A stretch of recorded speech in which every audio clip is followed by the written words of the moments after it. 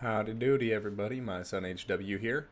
I'm feeling antisocial, so I won't have my camera on today, but good to see all of you lovely virtual faces. Videodor, Legion, McWrightface, good to see you all. Good evening and hello.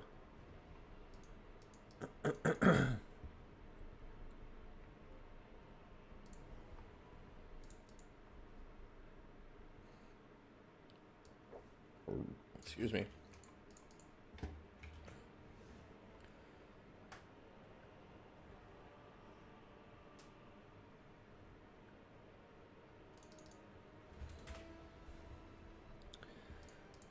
Long time no see, though. Sorry we didn't get any streams during the week. It was a busy week at work. It always gets busy during the holiday season for payroll, so might be a little less frequent on the streams during the week, but I'll still try to get around to all the weekends, with the exception of possibly Christmas weekend. But things are going well, McWrightface. How are things going on your end? But right now we're getting in just in time for the tiebreaker between ODM, the green one, and Crowfather. This is a semi-final, first one of today. And I guess I can go ahead and show y'all the bracket so we can get an idea of the players' journeys today. I posted the bracket a bit later in the week, so not the biggest turnout here. It looks like we only had about, what, 17 players, I think? Yeah, 17 players. So if you're looking down here, Tank and Evenstar were currently in battle, as you guys saw. Started streaming just a little bit late, and they got started without me, but no worries. So two excellent players, though, fighting for a position in the finals. ODM Carl Harmon has secured his place in the second semifinal on the lower end of the bracket, and the tiebreaker here will determine who he faces between ODM, the green one, and Butcherbird. So really stacked bracket today. Tank, Evenstar, Carl Hamann, Butcherbird, and the green one. Some really good players. And even before that here, you know, we got Human Boy Yes in here. Charix, Kark, Chosen of the Norns. Yeah, just lots of greats all around. So, without further ado, though, let's turn off that display capture and get back to the battle here. Looks like factions may have been picked. Alright, we got, nope, just kidding. So, High Elves, Chaos, and Lizardmen. Greenskins banning High Elves. So, interesting. High Elves as the ban for the Greenskins. I figured you would have gone with, honestly, Lizardmen there. So, looks, though, like we're going to be seeing Greenskins for Butcherbird. And the green one will have the choice of Chaos or Lizardmen as his counter pick.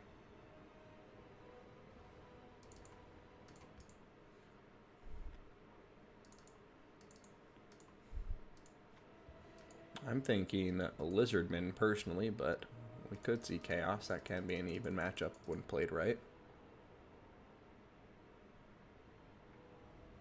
Strat game, only 17 players, proceeds to list all-time bracket of alphas. Well, I mean, I said low quantity. Definitely not saying anything about the quality, though. Not low quality. Some really high-tier players in the tournaments on a regular basis. That's why I get my ass kicked anytime I play in my own tournaments. But, yeah. All right, green one going with Chaos.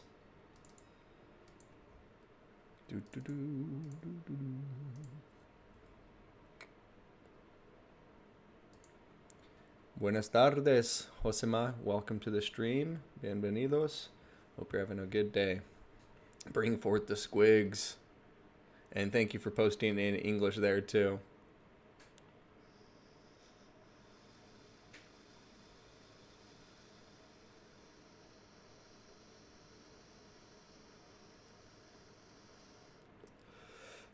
By the way, speaking of Spanish, I just watched a Spanish language film by Alfonso Cuarón, one of my favorite directors, called Roma. Don't know if you ever saw that. I cried like a baby.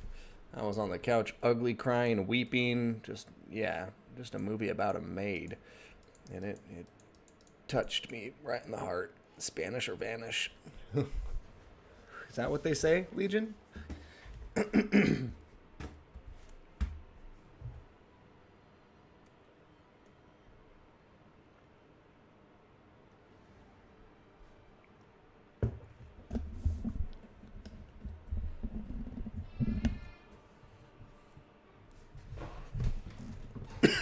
Excuse me.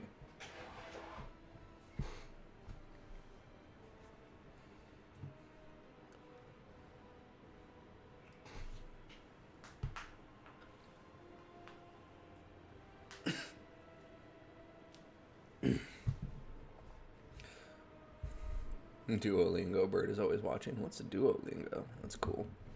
Like Violingo, but 2 people speak at a time. I don't know. I'm tired. Ignore me.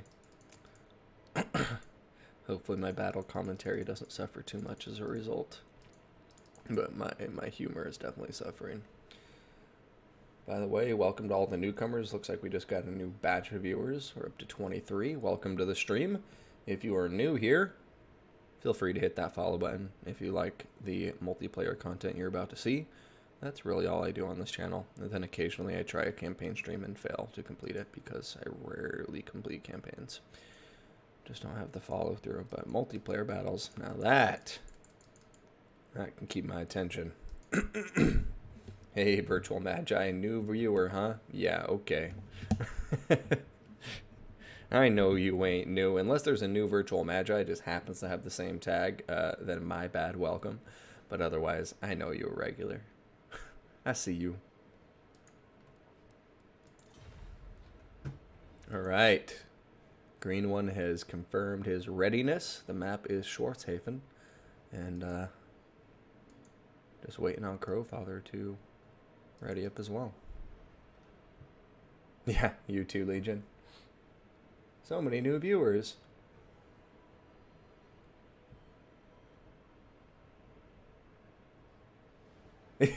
I need to get on that Hosima. I'm pretty bad about gifts. I was just talking to my friends about that 2 nights ago. I've always been a notoriously bad gift giver. And it's nothing to do with like playing favorites or anything. It's just like all the people I love. It's just not my love language, I guess. That's my excuse. You know, some people it's like words of affirmation or physical affection or gift giving. Like there's different love languages. Mine has nothing to do with gifts. Receiving gifts is very touching to me. I suppose like I can always appreciate a gift, but it's just like, yeah, I don't know. I think it's just me trying to cover up the fact that I'm lazy and a bad gift giver. So I sleep in the pet house all the time, on the couch all the time. I'm a single dad and I still sleep on the couch all the time. Nobody there to even kick me out of the bed.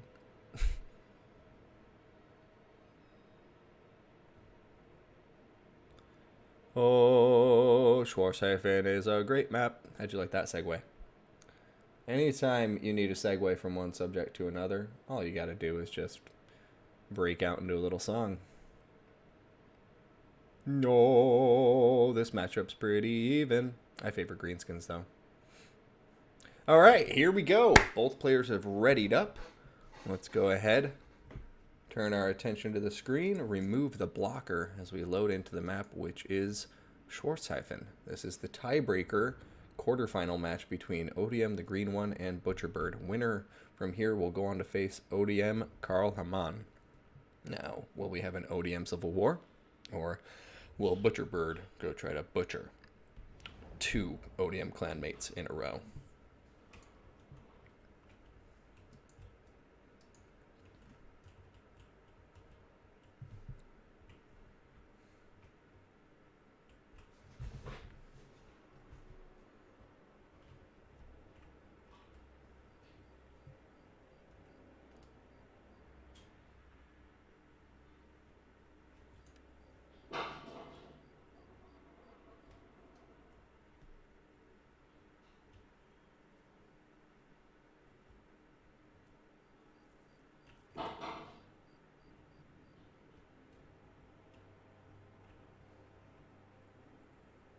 Does look like the greenskins will start out with an edge in the balance of power.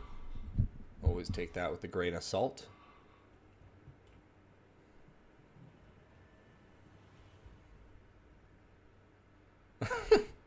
That's big of you, Hosama.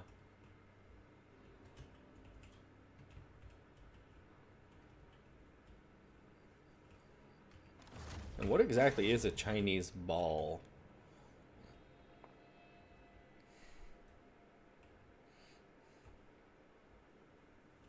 Or was it bells? And it was a typo. Yeah, otherwise I'm going to need some more clarification from you, Hosama. I'm going to start ignoring you as soon as the battle begins, but I'll get back to you afterwards. Give me the deets. Are these Chinese bells? Christmas bells? Christmas balls? Anyways, let's get to the battle here. We have the greenskins in red, and I'm feeling spicy, so we're going to go with them. Breaking tradition.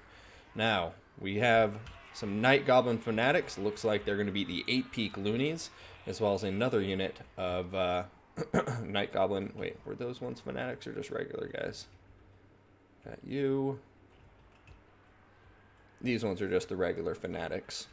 We're then going to have Goblins making up the front line. Looks like we have 3 of them. 2 units of Black Orcs.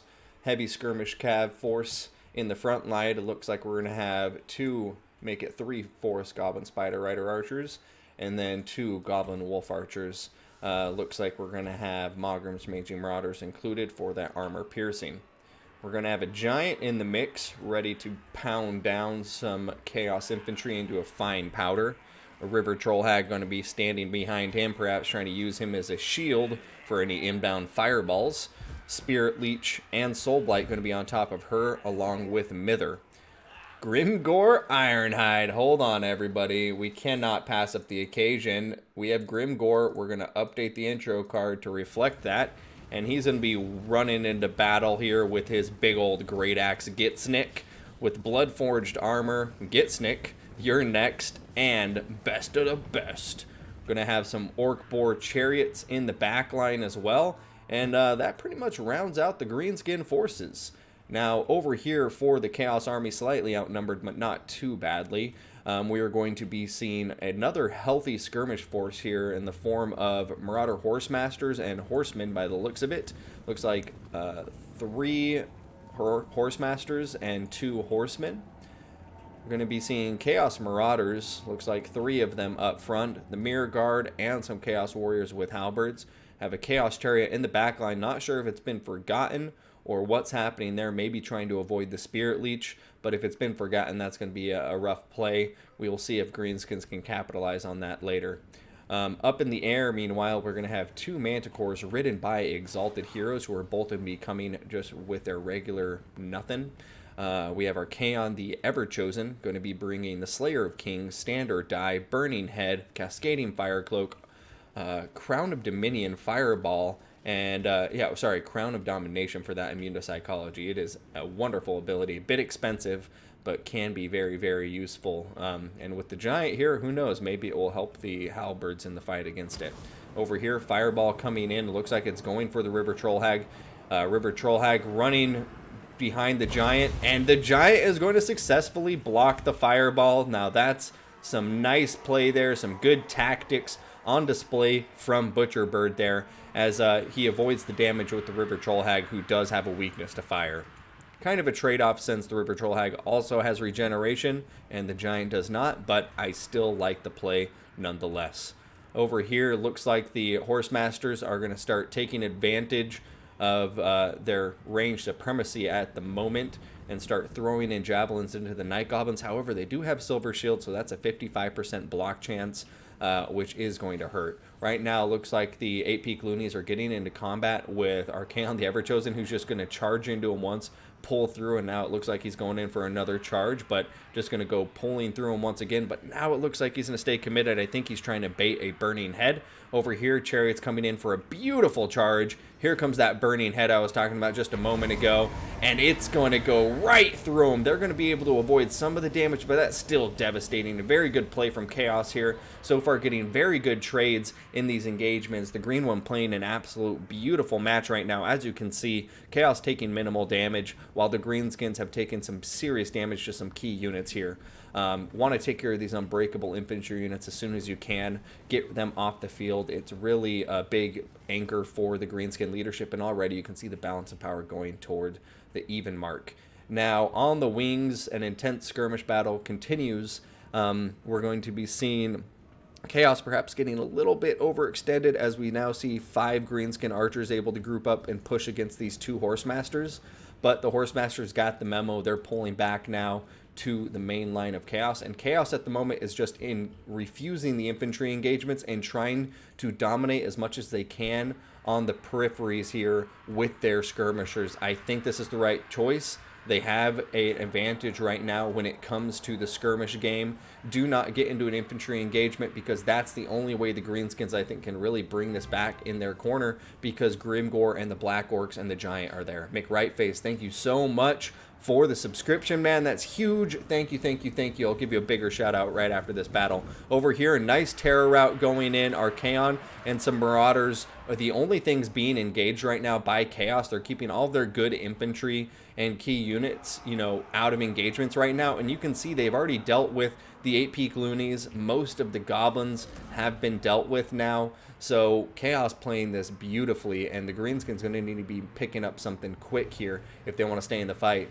Over here, some Chaos Warhounds with poison that I forgot to mention were just eliminated by this Greenskin skirmishers. And over here, it looks like the Chaos Horsemasters might be in some trouble. They're getting chased down, getting poisoned by the Wolf Rider archers, and more Greenskin skirmishers are coming in to reinforce. However, Chaos Chariots coming down now too, and Marauder Horsemasters are much better in combat. But here is the ace in the hole for Chaos. Both Exalted Heroes diving in. Terror routes, no doubt, going to be kicking in, and that's going to completely swing this fight in Chaos's favor. And right now, the Warriors of Chaos just looking better and better by the minute as this battle progresses. Over here, we're going to see Chaos Marauders in fight with the Night Goblins. A very even engagement there. Over here, Soul Blight coming in on top of the Mirror Guard. Or no, sorry, that's a Fate of Buna that I missed. And here comes a Burning Head in revenge. And we'll see what happens. Black Orc's not going to take too much damage from the Burning Head. Obviously, they have very big armor, but that Fate of Buna just demolished the rest of the Mirror Guard. So now the Greenskins striking back, asserting their infantry dominance. They still have two very healthy Black Orcs, Grimgor Ironhide, and some chariots. Their Giant has pretty much been killed to shit, but the River Trollhag is still doing well here also. And I don't know if the Chaos Forces still have some good ammunition left, but I don't know if it's enough to drag down all of these key units in the Greenskin army. So we will see. Burning Head's going to be very key here, and terror routes, obviously, from the Exalted Heroes. But the problem for the Exalted Heroes here, well, one, Mither and Spirit Leech doing a ton. The Spirit Leech doing a ton of damage, and Mither slowing them down so everybody can get in so much damage here. A big hit from the River Trollhag. And, yeah, the other big problem here for the Exalted Heroes is Black Orcs are immune to psychology, as is Grimgor, and so that's just not going to be working out for them. They're not going to be able to get easy terror routes here. So suddenly the balance of power is swinging back to the Greenskins a bit here, and the Giant, although tattered, still in here at 1100 HP, and their leadership is so high. Even with all of that red on its bar, it's still a 65 leadership, so it's staying in the fight with all of the Greenskin units nearby to keep its leadership in a good place. Over here, the Halberds are full health, but the Greenskins are going after them with a vengeance. They are going hard after him. Meanwhile, Spirit Leech going down on the other Exalted Hero, while the other one who was routing has come back. Mogrim's Mangy Marauders do have immune to psychology, gotta remember that, so they don't terror route, but nonetheless, they are going to route after some prolonged combat with the Exalted Heroes. And over here, Chaos is running low on ammunition, but balance of power is going back in their favor once again. You can see the Halberds here breaking the Borbor chariots. Stand or Die is active on top of them. The Giant is beginning to waver. He's down to 400 HP and going down further. And it's looking like Chaos may be pulling this out here, ladies and gentlemen. Grimgor Ironhide still a monster, still full health. Here comes another Burning Head, though. Looks like that may eliminate the last of the Night Goblins. Once again, the Black Orcs able to resist a lot of that damage. Over here, Exalted Heroes diving in, trying to alpha strike the the Giant River Trollhag, and Archaon hitting her in the back as well. Archaon, I'm sure Hunter of Kings is active. You can see 870 weapon strength there, shattering the River Trollhag. And now Grimgor is by himself, but he just successfully killed one Exalted Hero. He is still giving out big hits with Gitsnik, 50% armor piercing attack, and plus 24 melee attack. And sorry, that's armor piercing damage, not attack. That's not even a thing. But he is still just going to town here. If he can keep his Black Orcs in the fight for just a moment longer, just so he can keep on dishing out some big damage, he may be able to keep the balance of power somewhat even here. Grimgor Ironhide, an absolute beast. Him and Archaon have fought before, and Archaon did not like it. To be completely honest, in lore, Grimgor gave him quite a whoop down until Archaon busted out some serious magic. But right now, Chaos continuing to take the balance of power. Grimgor Ironhide is sitting here by himself, trying to solo his way to victory as literally the rest of his army crumbles to pieces. Now he is going to get charged on both sides, surrounded by Chaos forces, and nothing is knocking him down with his crazy awesome mass. And we will see, can he get one more hit in before he bites the dust?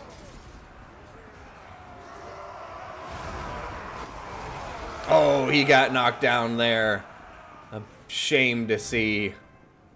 Man, more and more subs. I need to go ahead and check out this sub list at the end of this battle. But sorry, this has just been so good. I am engrossed. And hopefully the subscriptions are because you've been engrossed by this excellent battle between these two great players as well. A huge hit on the Exalted Hero. Oh my god, Grimgor. You sexy, sexy boy. Just keep smashing. His weapon strength, 500. Most of it armor piercing. Oh no, he's starting to waver though because he's just, getting the surround. Nothing there to support him. And that's going to be a GG. Well played. ODM, the green one, going to proceed to the semifinal. Very close tiebreaker. Sexy match to both of them. Everybody here just playing beautifully. And I am just enamored by Crowfather's build here. I mean, who doesn't want to see Grimgor Ironhide doing 1,500 points of damage? He is just a beautiful thing to see here. And, you know, to be fair, he was there when everybody else wasn't. I think in this build, honestly, him with like a Black Orc Big Boss would probably work even better and just get rid of the Giant. I think the Black Orc Big Boss with his ITP item, so like get rid of the Giant, get a Black Orc Big Boss, and squeeze in some Stone Trolls because they have that missile resistance, the magic resistance. I think you'd be surprised what you can get going, but I love this build. So big shout out to Butcher Bird, an honorable defeat. And ODM, the green one, congrats, my man. You're going on to face ODM Carl Harmon in an ODM Civil War.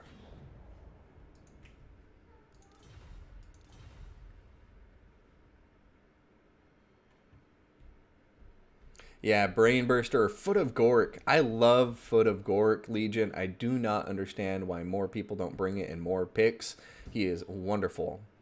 Who picks orcs when he can pick goblins? Hey, he had some goblins in there. He had 5 goblin infantry units and then multiple goblin riders. So, you know, he had plenty of goblins in there. Got to give him credit. Wow, wild giant pick. Yeah, no, the giant I think kind of was the big point. Like, I don't think Grimgor kind of acted like a Sigvald in that battle in a way, except, you know, he's not as tanky as Sigvald. Sigvald is better hands down, but Grimgor was kind of Sigvaldy there, just tanky, killing things in combat, taking on a ton of infantry if he needed to. Whatever he needed to kill, he was just sitting there doing it. So not very useful and like maneuverable like Sigvald, but just sits there like Sigvald. And he does have some useful debuffs if you throw them on him. But let me go ahead and take a look at the resubs here. So McRightface with the resub. That is 3 months of subscriptions, 2 months in a row. Thank you, thank you. Josema with the subscription. Thank you, my friend. Gracias, gracias, muchas gracias. Tiziduel, I cannot say. Tizuadal. Anyways, whatever it is, I'm sorry for butchering the pronunciation. Huge thank you for the sub. That's 3 subs within the span of 10 minutes. I cannot say thank you enough. That's really helpful for these prize pools when it comes to the season playoffs. So thank you guys so much for the support. Now, without further ado, let's update the scoreboard. and throw up that army blocker. So no spoilers, no stream sniping, although I am confident we don't need to worry about that between two clanmates. Now, let's go ahead, throw in Carl Harmon. I think that's how you spell it. No, it's Harman. Stupid HW.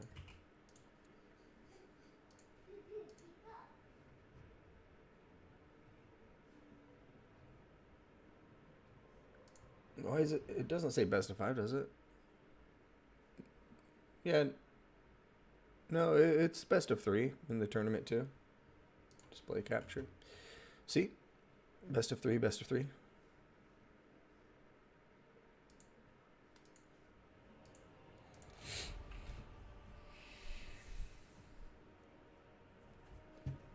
Hey, man. Yeah, you should study this game again. It's wonderful.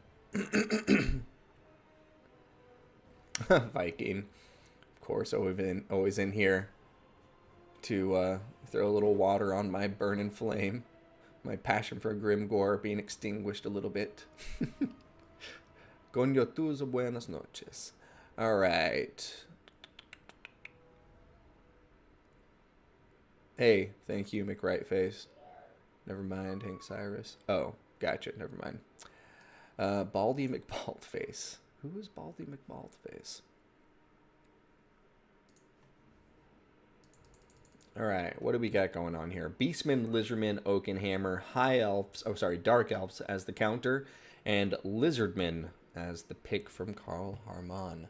So let's throw up Dark Elves in blue. Let's throw out some Marathi Ritual here. And then we will update our red banner to some Lizardman action.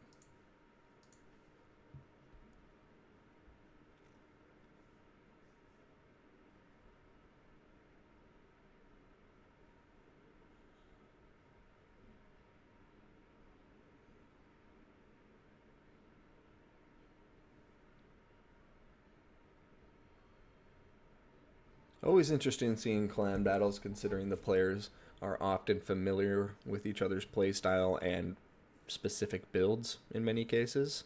So should see some tight matches here, especially since these are two of the very best ODM clanmates. ODM, obviously, one of the strongest clans out there, if not the strongest, I'm sure, depending on who you ask. That is one that is thrown around. So we'll see who comes out on top, and the winner is going off to face, did I see who? Yeah, Tank defeating Evenstar 2-0. Don't know how I missed that when I was showing you guys the first time. So yeah, Tank defeating Evenstar 2-0. He's waiting up in the final. And over here, interestingly enough, I don't think I'm mistaken. These were both VM at some point. Maybe not anymore, but were both VM at some point. I think VM Tank sounds right in my head. Somebody correct me if I'm wrong, but I know Evenstar was. All right.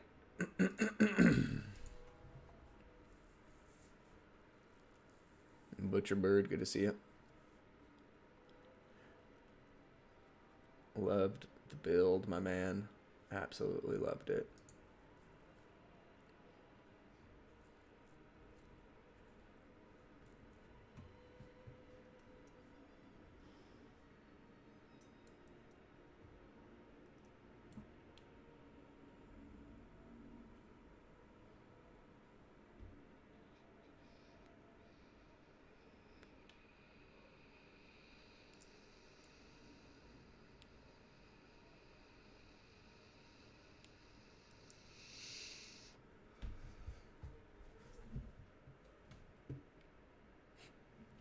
Giant OP.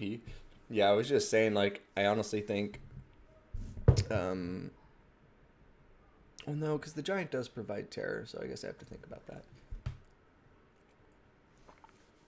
As I was saying, Black Orc Big Boss with immune to psychology, and then Stone Trolls might work better. Because then they can help you pin in the Manticores. And the Black Orc Big Boss and Grimgore double teaming, I think. Because Grimgore is crushing people. His big issue, as always, is just that, you know, he gets pinned in place and cycle charged my heroes.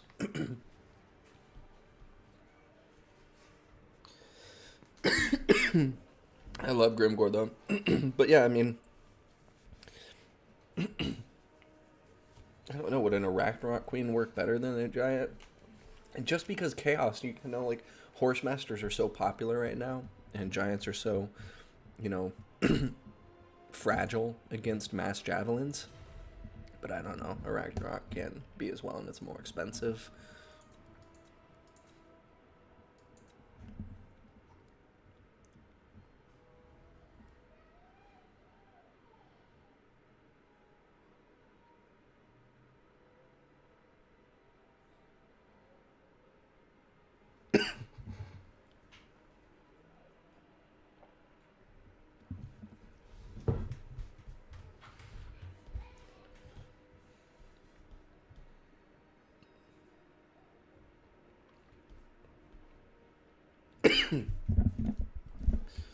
Track game that does sound like a much more,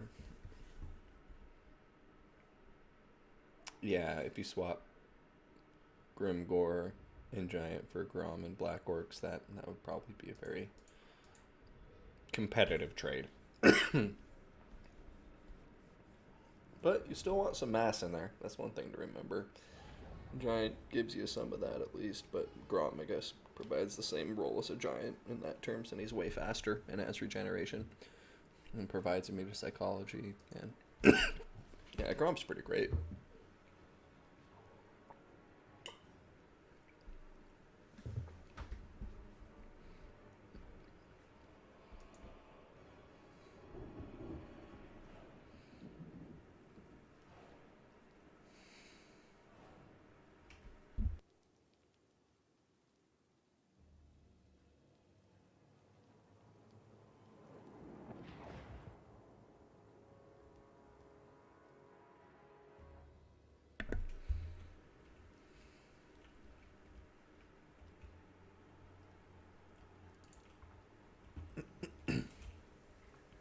All right, ladies and gentlemen, here we go with our blue player bringing the Dark Elves. ODM, the green one, going to be leading this army. We have 3 Scourge Runner Chariots on the field.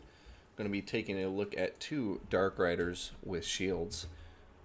2 Hargoneth Executioners, very elite infantry here. Should be able to slice and dice through plenty of Saurus Warriors so long as they don't get shot down or banished by a Salon. Got 2 Dread Spears. Maybe more, I just haven't looked. Yeah, it looks like we're going to have 4 Dread Spears and 2 Bleak Swords in this army as well for the Chaff Infantry.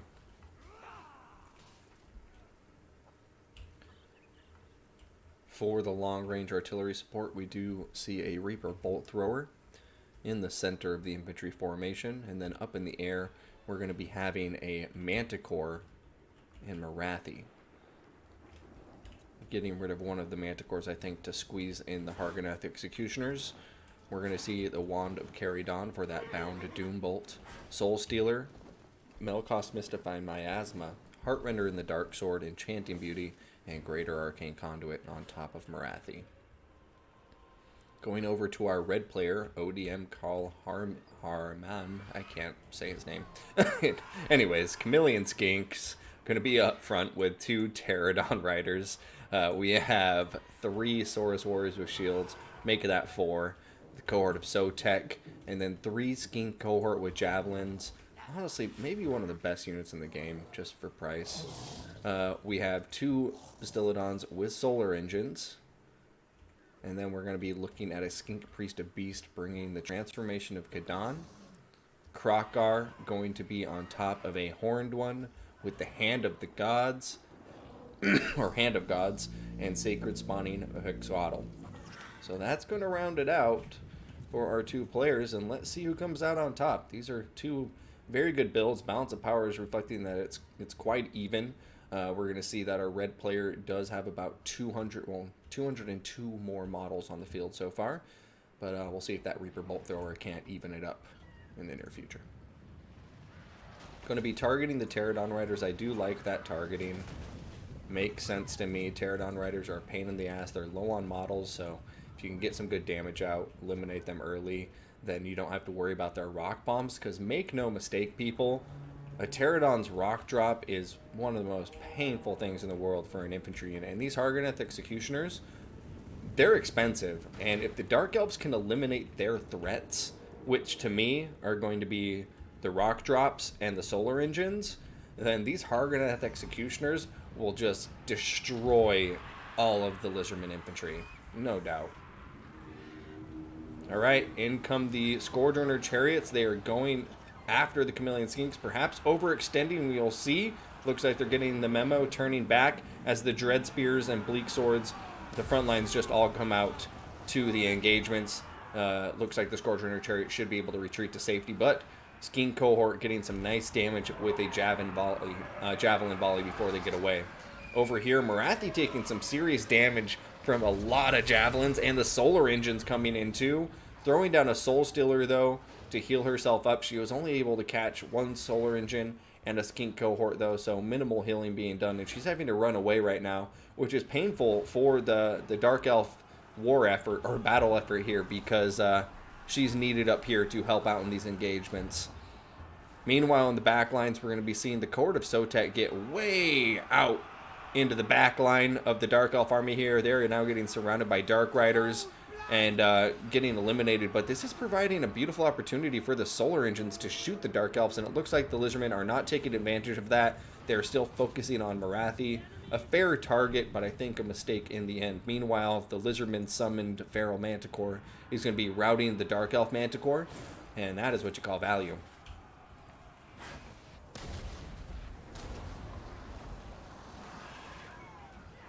Okay, over here, Hargoneth Executioners just still chasing the Saurus Warriors, but look at this, the Lizardmen retreating, and it looks like the Solar Engine is trying to get a shot down the line on the Hargoneth Executioners. This would be a beautiful shot if it goes right now. Oh, it's gonna miss. It's only gonna hit two of them in the back line. Still two more dead, but that's gonna be a painful loss. Now they are gonna get an unopposed charge against the Saurus Warriors and eat them for breakfast. Hand of the Gods coming in.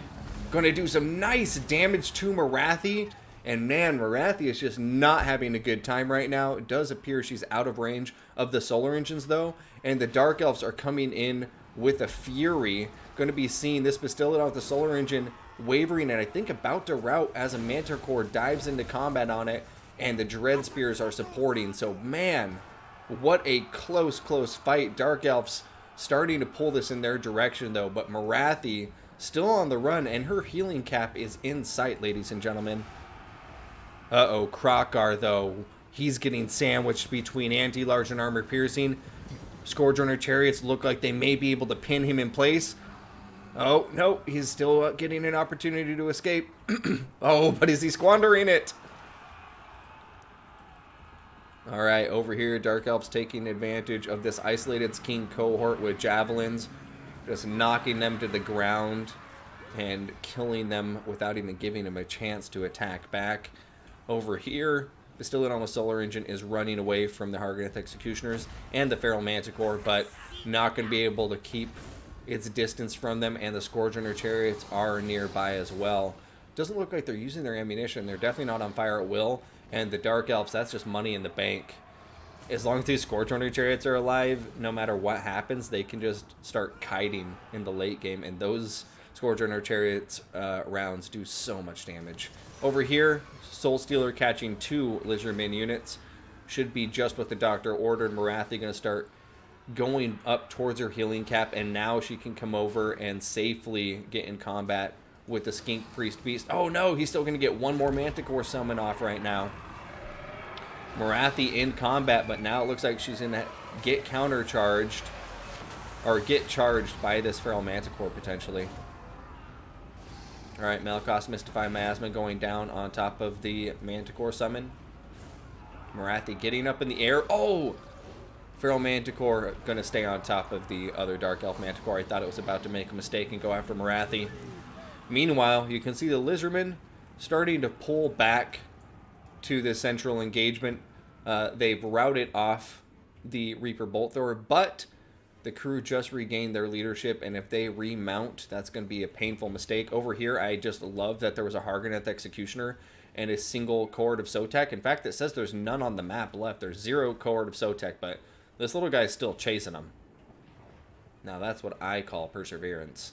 I'm going to keep an eye on him. He's going to be in the bottom right of the screen as we keep an eye on the rest of the battle.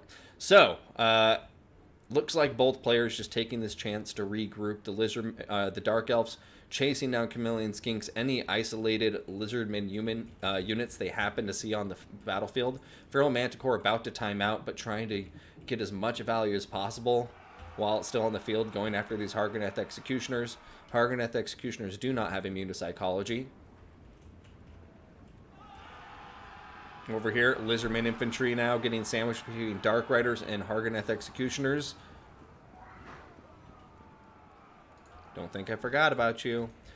Over here, if you look off into the distance, you can see the Scorchrunner Chariots have completed their task. Oh, actually, no, it doesn't look like they were able to complete it. Krokgar coming over with some Pterodon Riders to chase them off, and now we still have some Chameleon Skinks in the game, which is quite a big deal.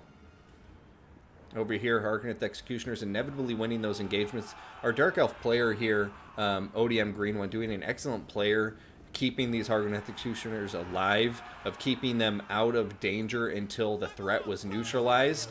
And now you can see the kind of value they're going to reap here in the late game. Over here, our little friend, the Chameleon Skink, or sorry, no, the cohort of Sotek that should not be alive, but is still here, going to be in the fight. He's attacking these Hargoneth Executioners. I am just so baffled. Oh no! Is that gonna do it? Oh hell no, it's not! He's back. I'm sorry. This isn't good for the competitive part of the game, but I'm rooting for him. He's the little skink that could. Oh my god, Solar Engine going down here in the distance. A big win for the Dark Elves. You can see the balance of power really going into their favor now. Chameleon Skinks trying to counter these Scourgerunner Chariots. One of them still very good on ammunition. Krokgar still quite high on health. There he is! Oh, are you gonna make it, dude? No way, no way. Dude, they can't handle it. He must have, like, died while the I can't be killed. Yeah, it's refused to die is still active on this one guy. He can never be killed. Oh, man. That guy is such a hot badass. That's hilarious. It doesn't look like he's killing anything, but it also looks like he can't be killed. It just looks like eventually the Hargoneth Executioner's like, this is going nowhere. All right, let's get out of here. I don't... Oh, okay, yeah, you're right. Let's go.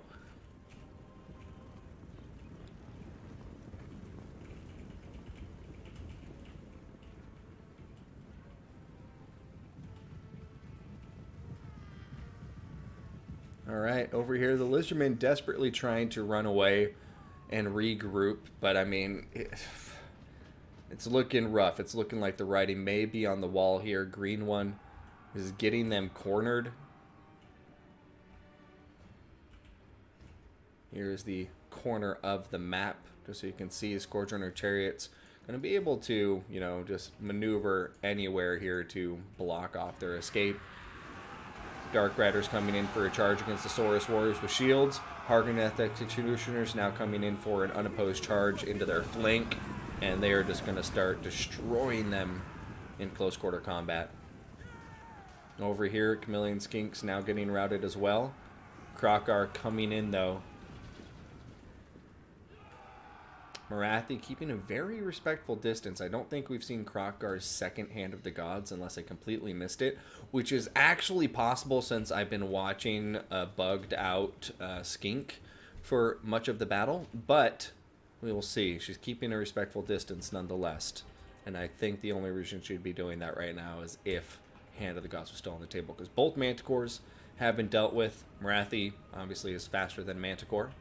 And now it just looks like the Scourgerunner Chariots are going to be using their ammunition to try to eliminate the Lizardmen leadership. And ODM Carl Harmon is going to concede defeat from there. I want everyone to know when I mispronounce his name so horribly, it is not meant to be like disparaging or pejorative. My brain doesn't work when I say it. It's like I short out. Anyway, looking at Marathi 723, not getting the most value on her. She had a pretty rough go of it for that entire battle, but her army was able to come out on top. Harganeth Executioners not even paying for themselves, technically speaking, but I still think, their role was well played, and they are definitely one of the killing forces and winning conditions in this fight. Scourge Chariots being the other one. And then honestly, the Reaper Bolt Thrower getting some really good value there. I think it was pretty much one of the key players there in eliminating at least one of the solar engines. Both of the solar engines just not doing the best for themselves. Chameleon Skink's doing all right as always, but Skink Cohort really did want to give them a shout out. They did a lot of damage to Marathi and the Scourge Chariots. Cannot underestimate their volleys. Over here, Cohort of Sotek, I mean, maybe not the best on the battlefield, but number one in our hearts. Way to go. Anonymous Cohort of Sotek. And the Saurus Warriors, doing their job. This guy especially.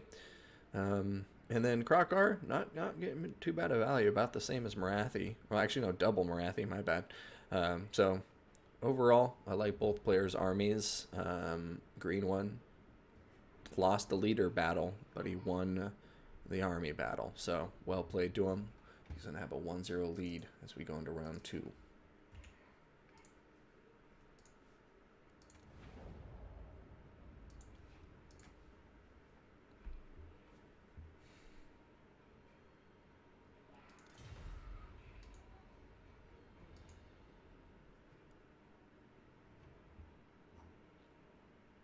All right. Green one has first pick now.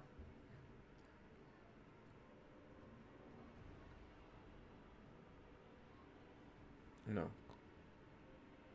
Oh, yes, he does.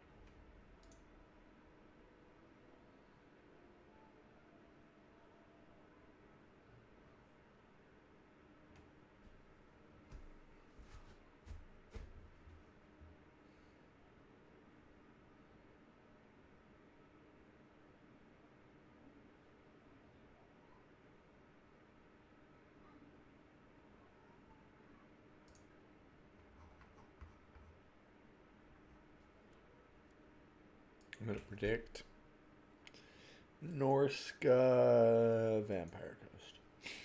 Oh, never mind. Greenskins Beastman. Ooh, for a counter to that, Vampire Counts would make sense. Not sure if Green one's a big vampire player, though. Dwarfs. Wow! What does he know that I don't about the Dwarf Beastman matchup? Greenskins, I get.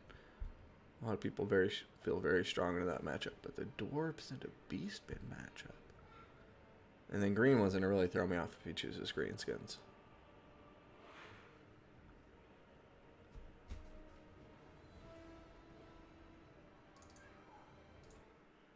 Oh, sorry. Cutting out a very tense moment in the song there. I want to update these banners.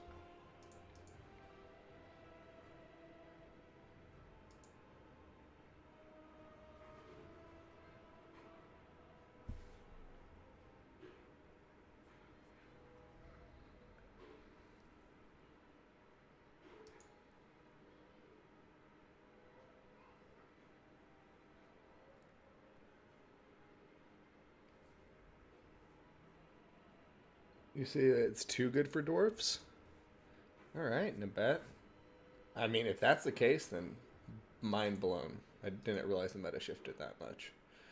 Shows what a good tournament host I am. But I guess just in the tournaments I've been casting, I haven't been seeing those battles. So if we're going to see one now, I would not be opposed by any means. Not that I'm rooting one way over the one over the other, but I've just never seen dwarves do very well in this matchup.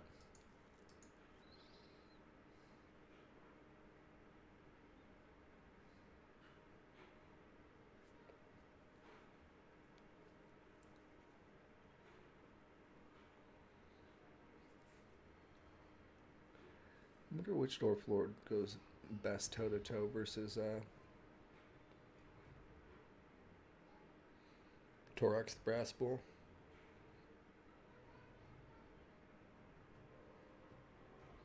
Square shaped box to a diamond face shaped box.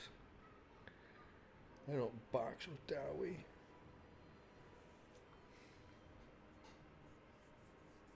Yeah, indeed. Virtual Magi. Very curious to see how Carl Harmon goes about it. And it looks like he has a strategy ready to go. You know, he readied up immediately.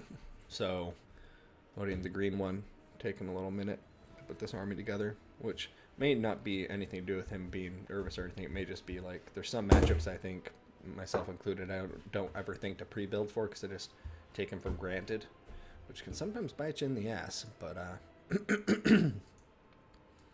there's definitely more than one way the Beastman can go against the Dwarfs, though.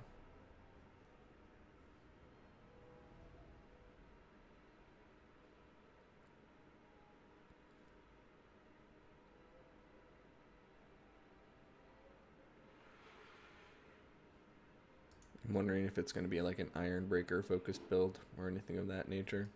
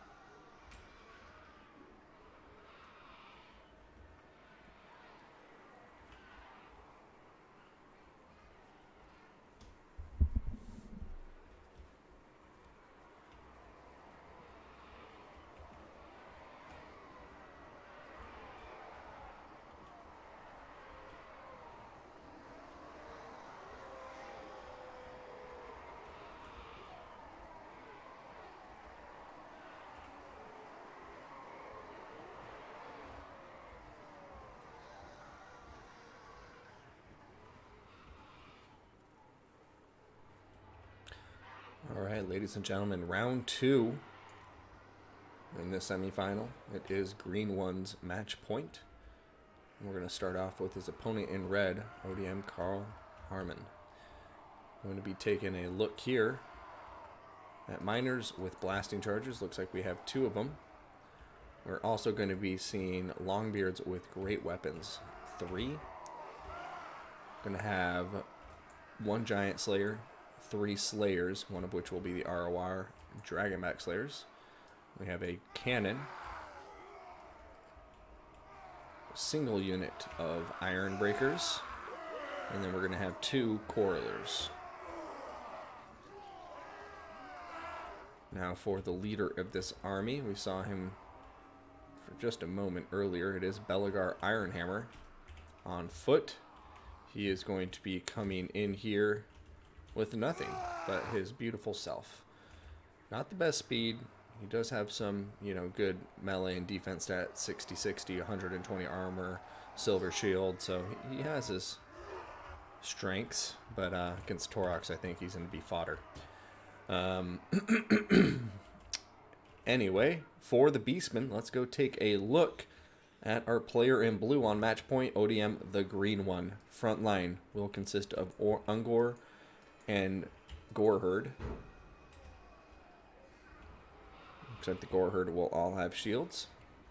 We are then going to be looking at 2 Best Goreherd, 2 Razor Goreherd, a single unit of Harpies up in the air.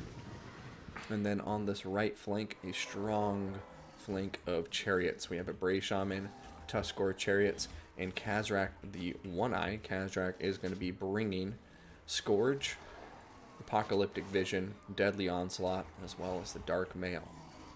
Now, for the Bray Shaman of Beast, we have Transformation of Kadan and Wissen's Wild Form, which, when overcast, for the low cost of 8 Winds of Magic, you get an AoE plus 25% armor piercing, plus 30 armor, plus 25% base weapon damage. So, I think this Chariot blob with the Razor Gore Herd is intended to smash through some Dowie, but we will see how they fare. The Chariot's going to definitely have to be careful around this Dowie cannon, and the cannon going to have its work cut out for it, but it will have a ample supply of Slayers to support it. So here we go, ladies and gentlemen. We begin.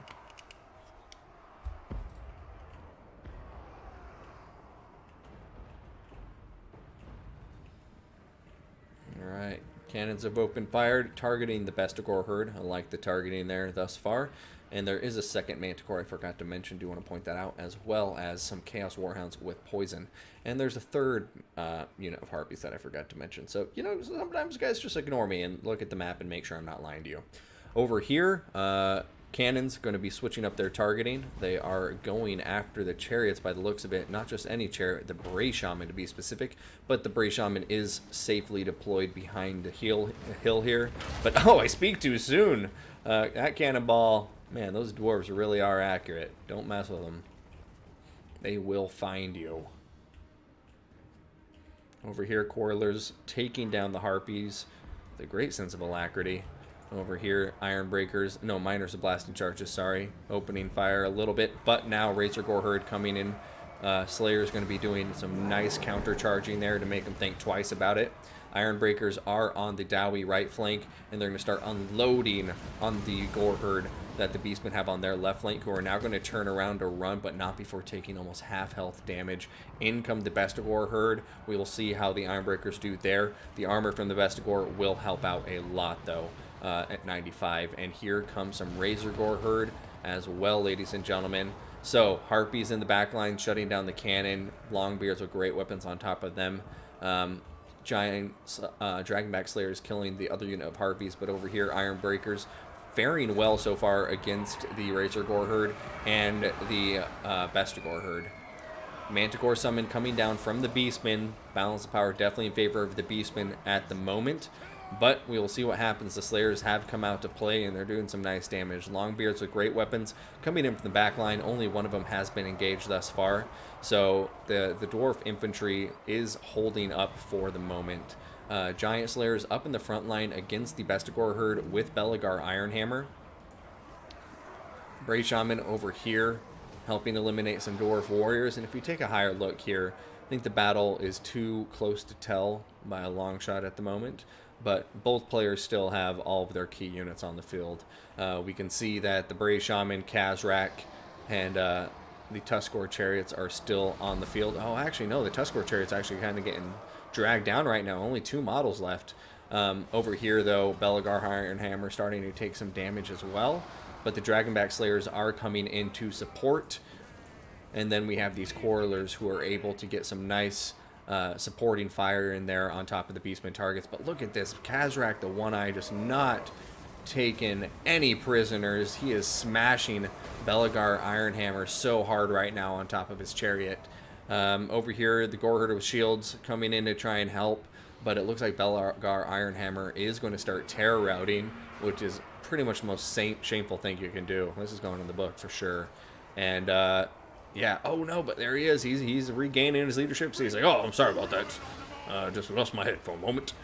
Coming back into the fight, Harpies on top of the Dragonback Slayers. It's kind of doesn't feel intuitive, but the Harpies are a small unit, so they actually perform very well against Dragonback Slayers and other Slayer variants because their bonus versus large is useless against the Harpies. Over here, we're going to see Khazrak at the One-Eye in the back lines supporting some Harpies, but the Harpies are getting dragged down. The Giant Slayers are in combat at the moment, and Kazrak needs to be careful. The Giant Slayers are the last thing he wants to be there. He has some decent armor at 100, but the Giant Slayers are tailor-made to drag him down. I think they're probably brought in the event Torox the Brass Bull was brought, but either way, it's going to be nice to have that armor piercing here as we get into the mid to late game. Manticore summon, fresh off the press, going right at Belagar Ironhammer, and Kazrak, the One Eye, it looks like he's coming for him as well. Oh, he's going to change his mind there. He's actually going after these Longbeards with great weapons. Right now, the Dwarfs are starting to amass a lot of infantry in the late game. You can see here they are outnumbering the Beastmen by more than 2 to 1, which is always a problem. Out of all the factions you don't want to be outnumbered numerically by, it's the Dwarfs. Because their infantry can actually win battles without their lords. It's crazy, especially if there's a good number of Slayers in there. Unbreakable infantry, you got to kill every last one of those guys. And there's a lot of Longbeards in this army left still. And those guys have immune to psychology, so you can't terror rout them. So right now, the Beastmen, I think, are finding that this Dwarf army is a bit too much to chew. Ungor diving into the Longbeards here, but all of the infantry that the Beastmen have left is just not going to be useful in these engagements. We have too many full health, well, not full health, but very healthy Longbeards with great weapons here. Belagar Ironhammer, though tattered, is still alive, and as I mentioned earlier, he's not needed to win this fight. It's definitely the right thing for the Beastmen to do here, is just go for a Hail Mary to try and kill Belagar right now, and Kazrak's probably going to be able to do it.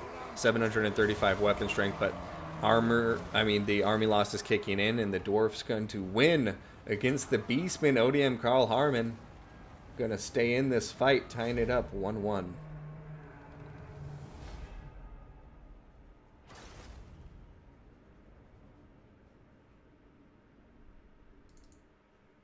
Towie OP, please nerf.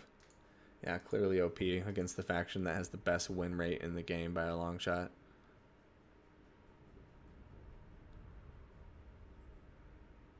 Yeah, no, that was... Army did the job.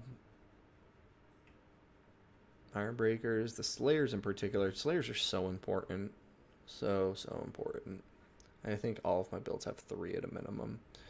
The Longbeards are great weapons, an interesting choice. They definitely paid off, and they're good in case you're expecting Bestigor herd, like you see here, because the Longbeards can really do a number on them, especially if you slow down and hinder the Bestigor's charges with those blasting charges, which the Dwarfs also utilize very well. Ironbreaker's getting great value. Miners with blasting charges, both paying for themselves. And Corler's doing some good work too here. The cannon did get shut down quite effectively by the Harpies here. So ODM, the green one, putting up a good fight, but Carl Harmon showing the new Dwarf meta as they take on the #1 faction, if you ask most players at the moment. Don't have a bad matchup anymore.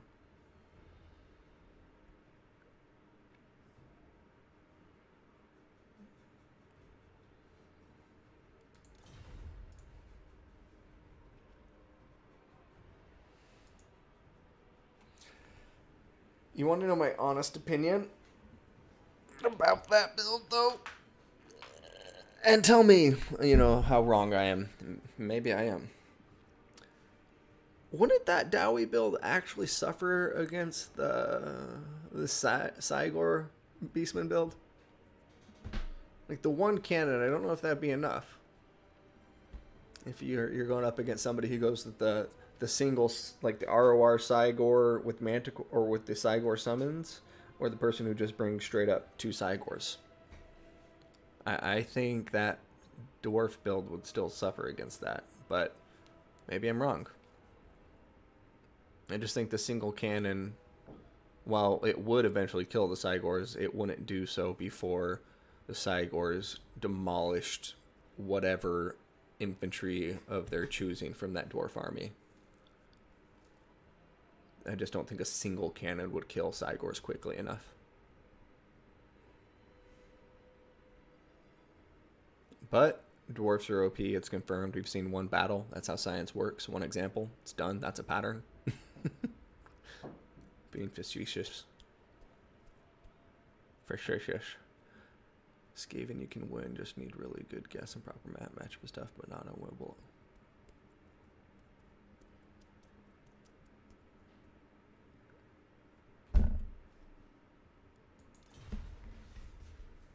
Alright, we got Beastmen, Wood Elves, and Dark Elves, with the Greenskins being banned by Carl Harmon.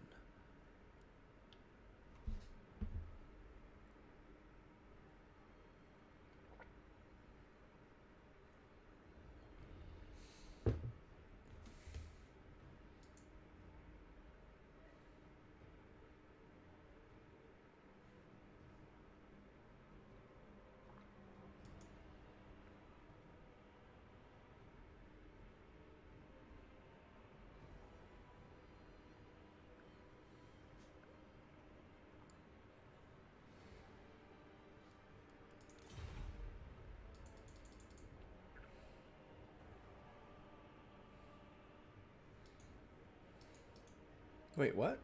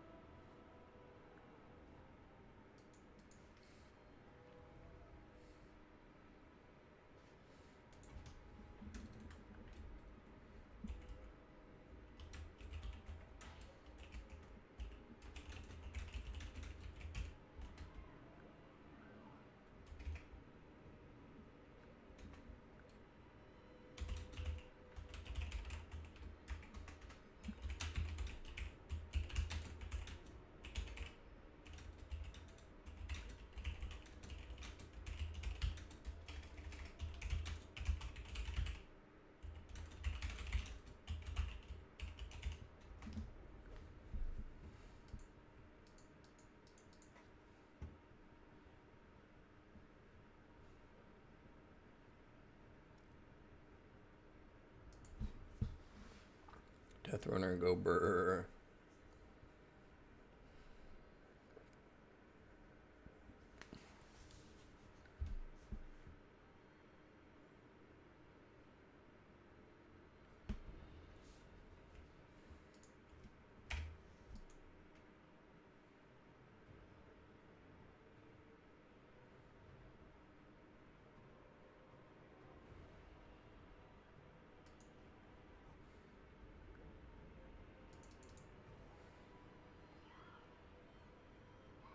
All right. We're going to be seeing Greenskins versus Dark Elves for the tiebreaker here. Green one throwing up Warzag for some wishful thinking on my part. And then we got the Dark Elves over here.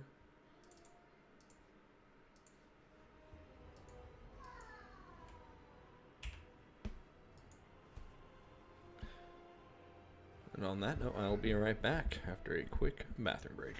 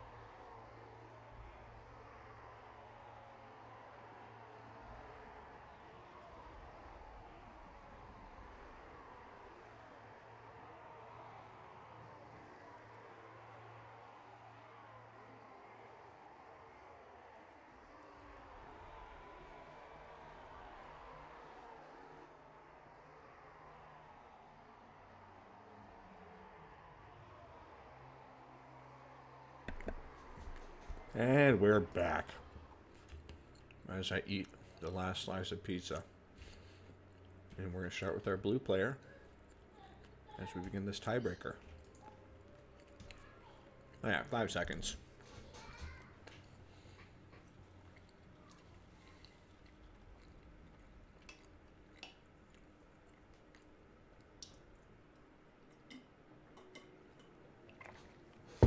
All right. So, looking at the greenskins, we have 2 stone trolls. Looking beautiful, a face only a mother can love.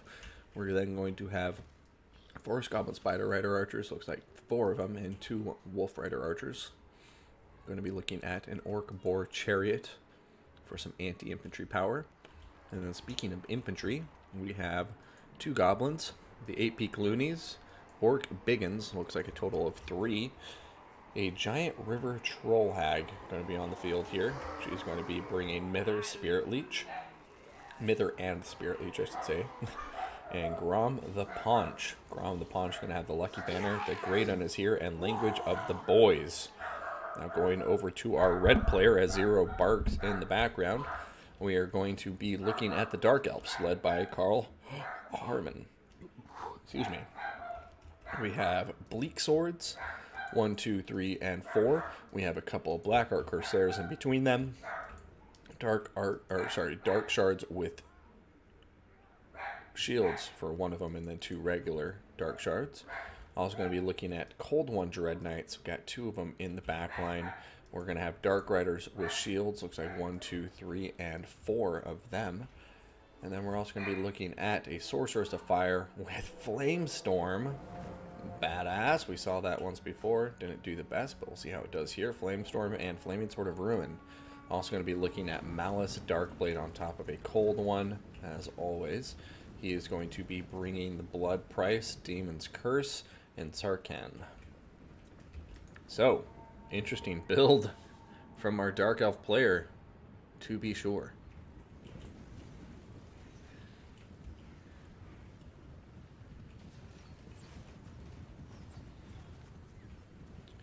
Greenskins harrying the Dark Elf infantry on the approach, shooting at the Black Art Corsairs, who are unshielded but do have 80 armor, so able to resist a lot of that damage. Dread Knights coming forward as well. They do have shields too, but I think only bronze shields. Over here, the Dark Riders do have bronze shields as well for that 35% block chance. Now, looks like some of the army is coming to grips. Black Art Corsairs and Cold One Dread Knights taking some big damage from the Greenskins on the charge, and Malice Darkblade getting a Mither on top of himself. And it looks like the Greenskins are really committing to isolating and killing Malice Darkblade right here. The Blood Price going down on top of himself, and he causes minor damage to himself, but also boost up his stats significantly. But right now, Dark Shards do have good angles of fire in here. We saw a Flamestorm come down. Looks like it did some nice damage to the 8 Peak Loonies, but you know, they're still in the fight, so maybe not going to be the best trade for our Dark Elf player. And now we see this Cold One Dread Knight retreating, but a fresh unit of Dread Knights coming into the fight now to support. And oh wow, Malice Darkblade is already transformed very, very early in this matchup. Balance of power significantly in favor of the Greenskins at the moment. So we'll see what happens from here. The Dark Elves have to get something going, and oh no! Carl Harmon, a rare mistake from a great player here. And we're seeing 2 Dark Riders with shields out here in no man's land, not doing anything. It looks like they're getting into action now. He didn't forget him for too long, but still, any amount of time is too long. Over here, we're going to be seeing Malice Darkblade, or aka Sarkhan, still in the fight, going up against Grom the Paunch. She has the Flaming Sword of Ruin active on him, giving him fire damage, and that's going to be enough to send the Stone Trolls packing. And without the Stone Trolls, it's suddenly Sarkhan versus Grom the Paunch and a River Troll Hag, so maybe he can start dishing out some damage, but he's losing health quickly. Dark Shards still trying to fire in, but they're starting to get chased by Biggins at the moment. Balance of power dead even now. Cold One Dread Knight's about to pass out and die. Malice Darkblade still laying down some sick damage on top of Grom the Paunch, but Grom the Paunch looks like he's about to escape to safety. Over here, oh, what was about to... Oh, it was about to be a Flamestorm But she keeps getting interrupted by all these pesky goblins. Oh no, there it goes! Yeah, going down, but still just not connecting with too much, and then veering off into no man's land. Will the trolls get hit by it? Looks like they're going to definitely maneuver around it and just start running over some bleak swords like, excuse me. Alright, never mind, it's not coming, we'll eat you. But yeah, very, very close battle. Balance of power is in favor of the Dark Elves now. Malice Darkblade, aka Tsarkan, getting close to his death, but oh, a Spirit Leech going down. One act of revenge from the Giant River Troll Hag, and that's going to definitely quicken Tsarkan's passing. But it does look like the Cold One Dread Knights and these Dark Riders are going to keep the Giant River Troll Hag routing, and Greenskins are starting to run out of tools here. They're running out of options.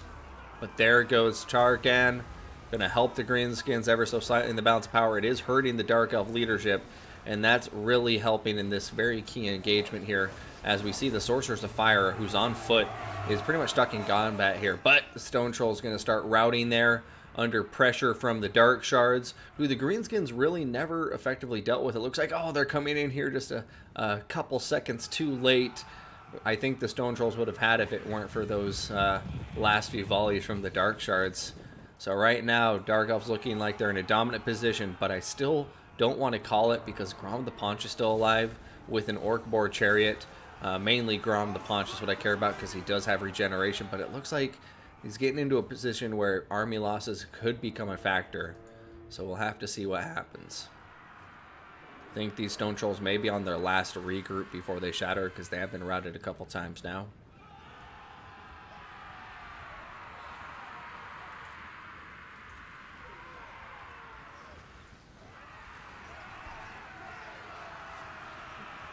Alright, Greenskins making a beeline for the Dark Shards. Dark Shards should be able to get at least one more volley off before they close to the distance. Looks like they're going, oh, nice volleys. They're going after the Stone Troll. Stone Troll's going to break and shatter. That was their final route. And I don't know, do the Greenskins still have enough of a punch here to take out these Dark Shards? Balance of power really not looking good for Grommy Boy. Starting to stabilize a bit for the Greenskins.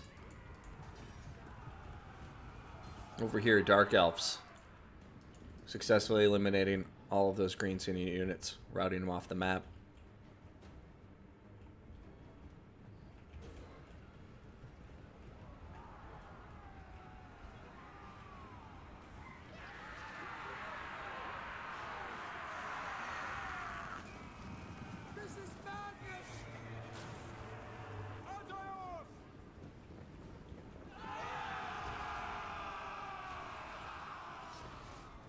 Alright, Grom the Paunch pretty much hanging on by himself at this point.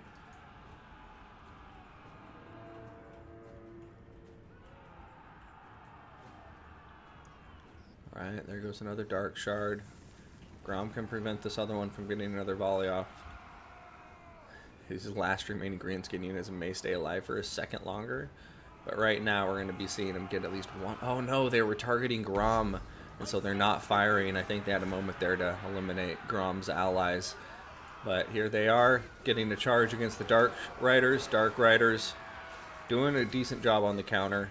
Ooh, Dark Shard's getting a nice volley into Grom the Paunch, and that's going to be it. GG, well played, ODM. Carl Harmon winning with the Malice Darkblade build against Grom the Paunch, led by ODM Green 1.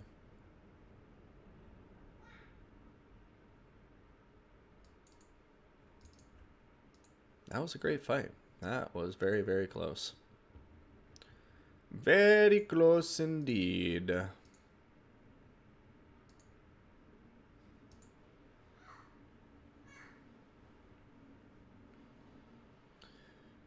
Now, taking out the damage, Grom the Paunch doing wonderful, as always. Biggins kind of getting hurt there pretty bad, but the Chariot's doing really, really well, doing Gork and Mork's work. Zibeka, thank you for the follow. I really appreciate it, man. Hope you're enjoying the stream and the tournament. Stone Trolls doing well for themselves as always, but having some struggles there against the Cold One Dread Knights. But the Cold One Dread Knights really didn't pay for themselves in any way, shape, or form. But I don't know. I guess I have to give him some credit because it seemed like they're the only ones supporting Malice in the engagements that he was ultimately able to come out on top of. He did die in the end a bit prematurely, but not before he dished out some really good damage in combat. Sorcerer's Fire, getting some decent value, but still not really a believer in the Flamestorm. Only Vortex, random Vortexes I like are like Banishment and Purple Sun, and even then, as spells, it's an iffy choice. Dark Shards, though, getting excellent value here. Look at these, 1100, 1100, 850. So really paying for themselves well. The Dark Riders doing awesome as well. I think the Dark Elves really shine in their light cavalry and skirmish power. So very, very good game. Very close series. And excited to go into the final and see who wins between Carl Harmon and Tank.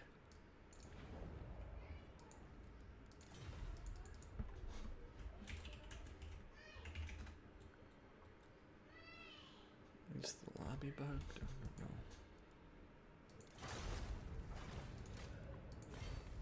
I'm gonna go rejoin it because that looked weird.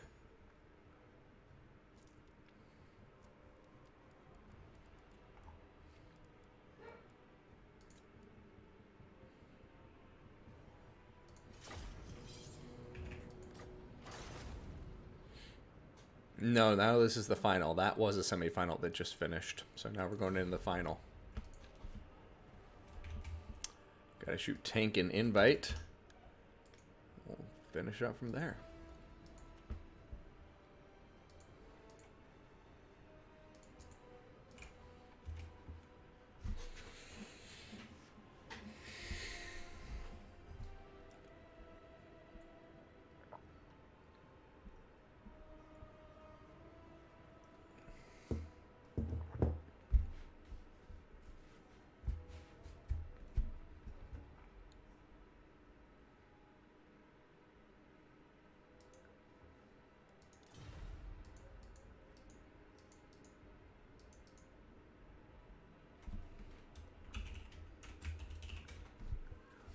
All right, Wood Elves and Beastmen. A quick pick from Tank. Indeed, he is representing Clan VM. Let's go ahead and update the scoreboard.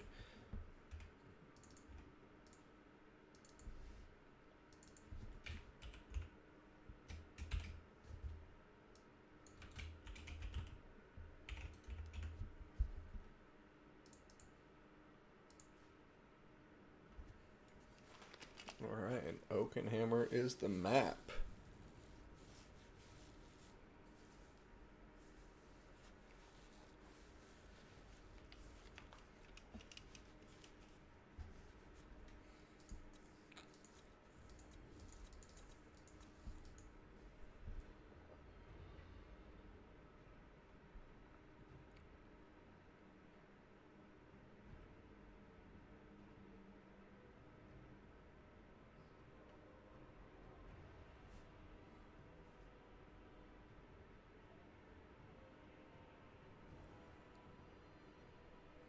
I think a Wood Elf Beastman first pick is strong. I like that. It's cool. It's a stylish first pick.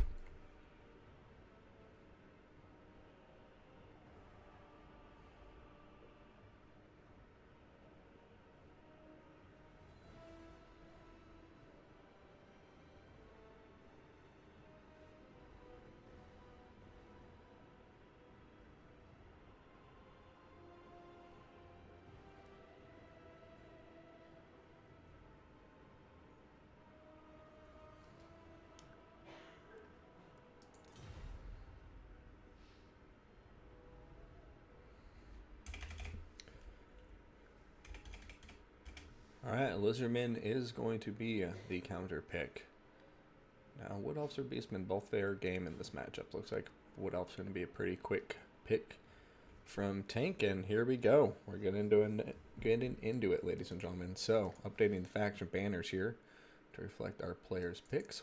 Once again, my apologies for the lack of an introduction card.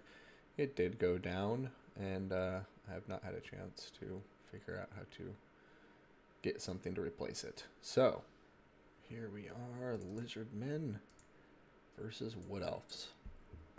Tend to see a lot of Solar Engines and a lot of Glade Guard with Starfire Shafts. And look at that. Here we go. Removing the blocker.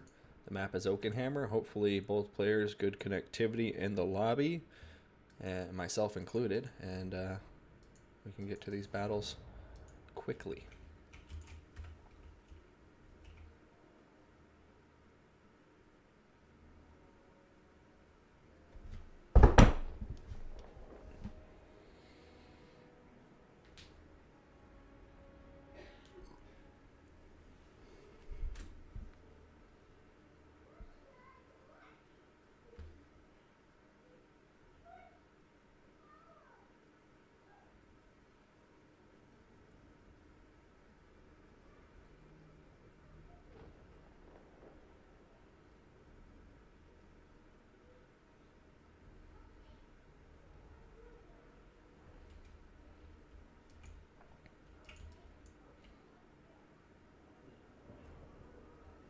Okay, and here we are loaded in, starting off with our blue player, bringing the Wood Elves VM tank.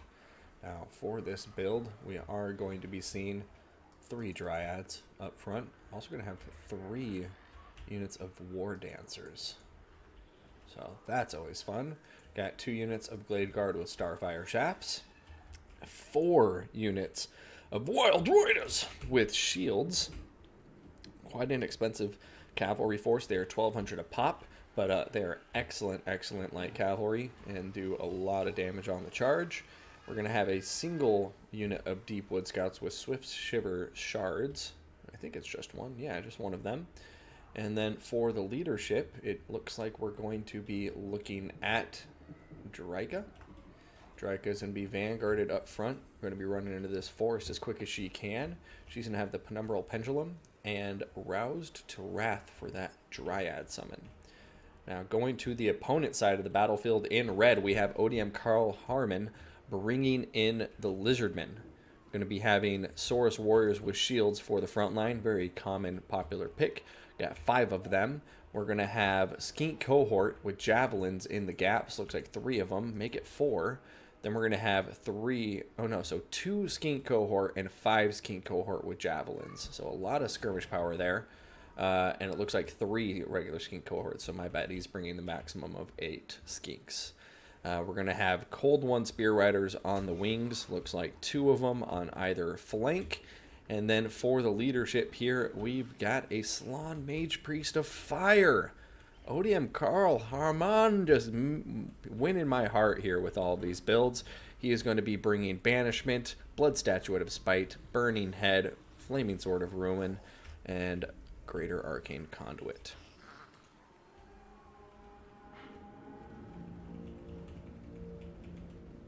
Alright, Wild Riders.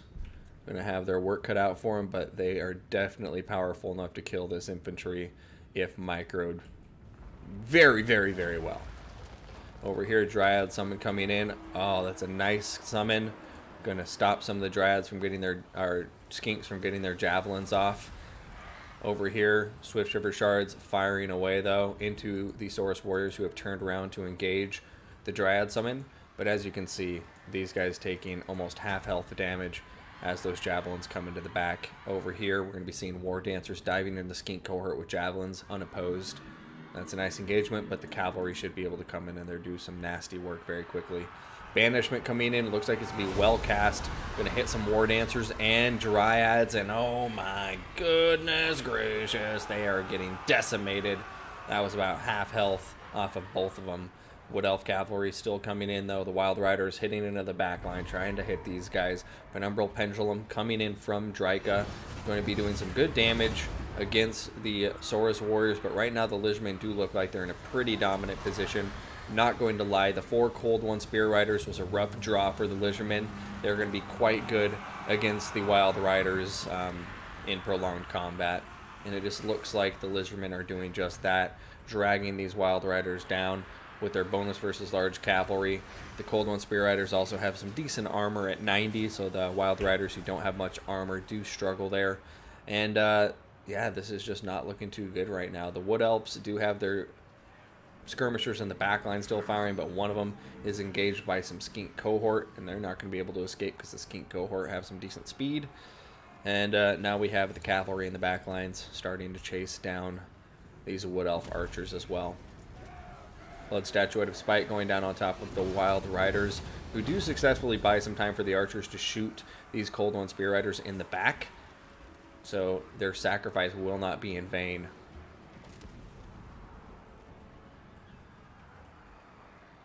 Over here, we're going to see War Dancers and Wild Riders versus Cold One Spear Riders. Looks like this engagement is going fairly even so far. Wild Riders are starting to waver, though. I think the Cold One Spear Riders are going to come out on top in the end. Now the balance of power is really starting to get out of hand.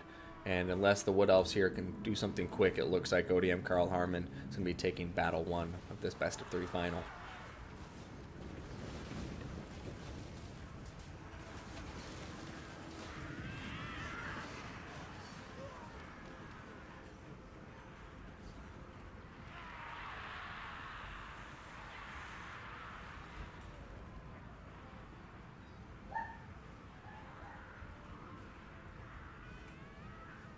And it looks like this is it.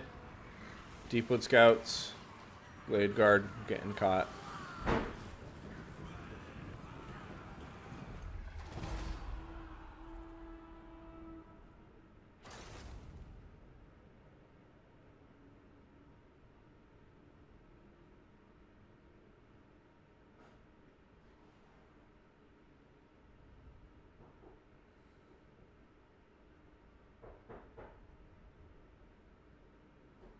Yeah, so over here, taking a look at the post-battle screen here, Draco not getting the most damage, you know, starting out well with a good summon to disrupt the Lizardman lines, but I think that was a case of, not even that I think the battle was unwinnable for the Wood Elves. I think it was a tough battle from the start, but this is kind of one of those fights where they went for a straight frontline engagement and a frontline battle they could not win.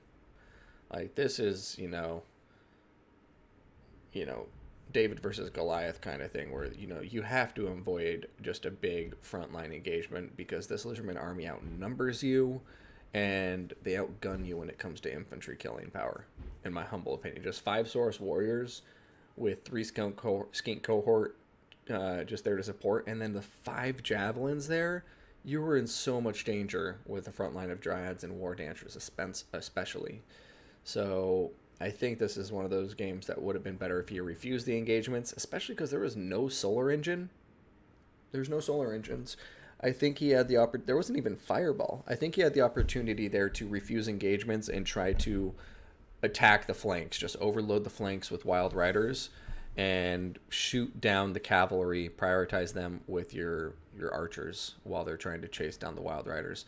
I think, although I do think this build could be improved too. I do like great Stag Knights against Lizardmen for the Wood Elves, but I get the idea of bringing a lot of Wild Riders because they can do well on the charge against a lot of Lizardmen infantry. But yeah, I also think if you're going to play this way or bring this kind of build, you need to play the way this type of build needs to be played, especially when you're just like, this just is a huge army. You can't go at it head on. But let's go from there. Blocker up. Score being updated. ODM Carl Harmon going to be taking a 1-0 lead. Let's see what the faction picks are. Alright, Galbaraz, Beastmen, and Dwarfs. Chaos is the counter pick from Tank. And we'll see how it goes from here.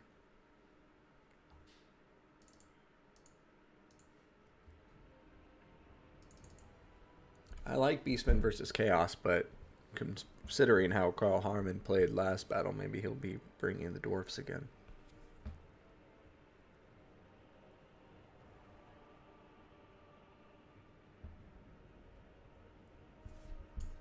Yeah, I don't like Dryads in that matchup either. I would stick with Eternal Guard over Dryads. Eternal Guard with shields, so you can resist a lot of the incoming fire damage. And the armor piercing, I think, helps more against Thesaurus than the Dryads. And then I help against dinosaurs too.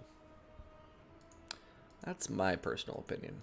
And then I would like Glade Riders with spears and a couple of great Stag Knights rather than 4 Wild Riders. But I'm not a Wood Elf main. I'm just saying, like, if I played that battle, that's probably more so how I would play it. War Dancers, I always think, are an overspend there.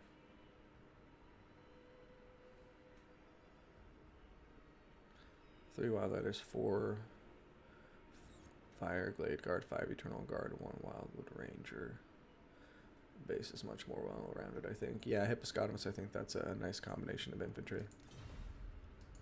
So I just think the Eternal Guard being the same cost or cheaper than Dryads, depending which variant you go, I think they're just much more effective.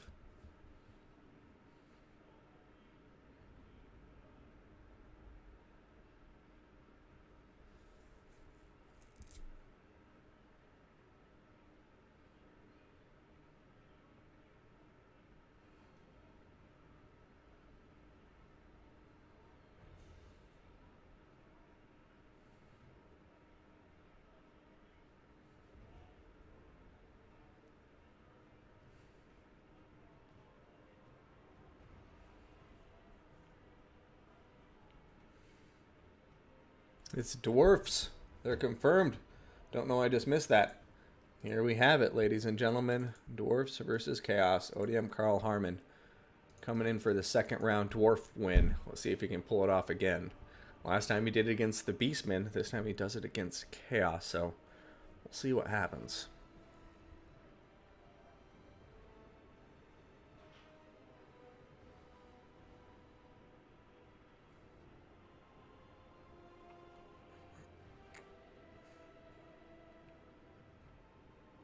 Hippopotamus, you bastard.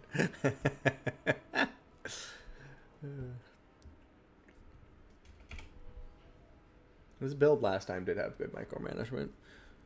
If you have a lot of like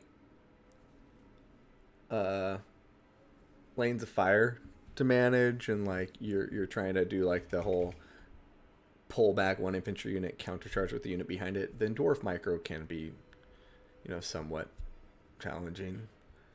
So I don't think necessarily mobility just means automatically harder to micro. I think it's a combination of that, but more so like fragility as well.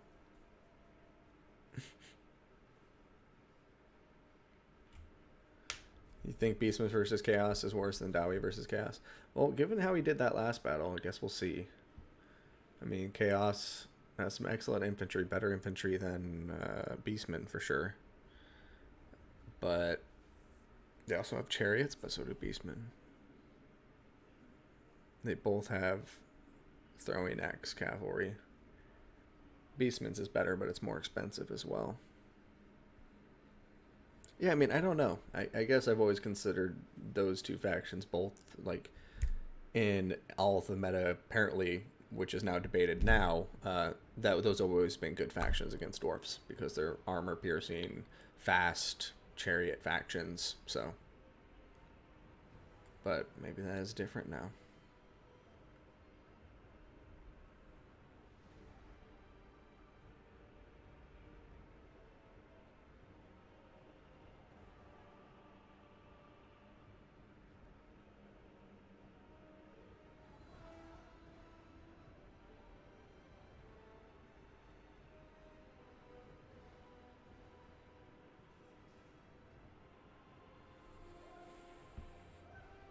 Alright, Carl Harmon already ready and rocking.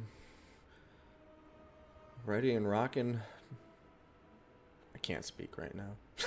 He's ready and rocking to roll out into the battlefield right now. These dwarves ain't nervous at all. I feel like you could go with a relatively similar build to what you go with against Beastmen, you know, with the dwarves here, so guess we'll find out in just a moment. But match point for ODM Carl Harmon. Unlike last battle in the semifinal, he was fighting to stay alive. In this battle, he is fighting to take the win with a clean 2-0 victory. So we'll see if VM Tank can fight his way back into this best of 3.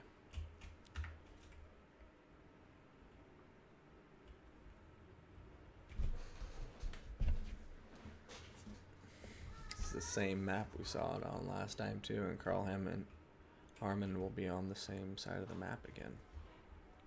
Would you look at that?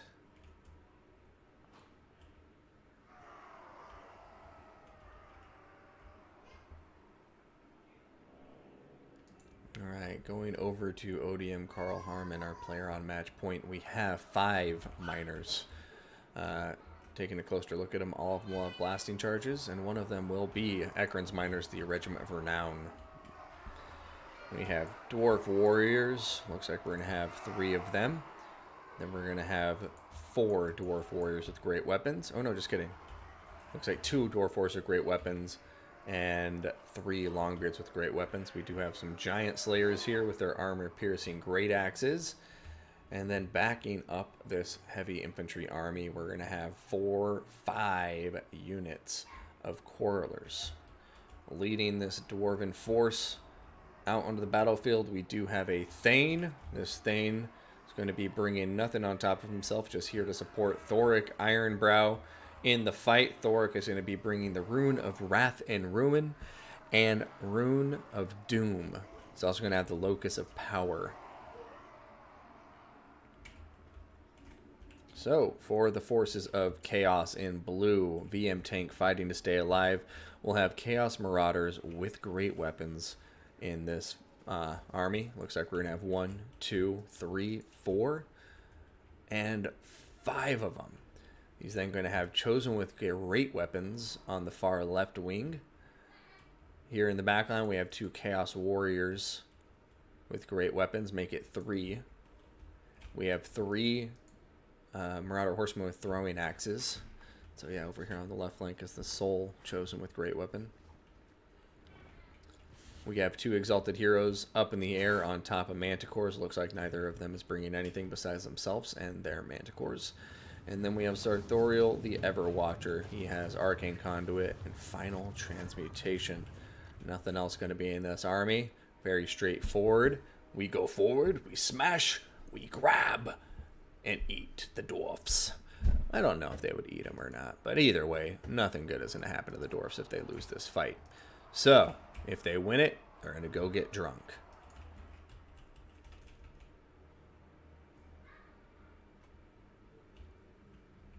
Yeah, he had the Rune of Wrath and Ruin, which is the dwarf Rune of Boom, as you put it. I think that's the scientific name for it. Yeah, it's an explosion. Rune of Wrath and Boom.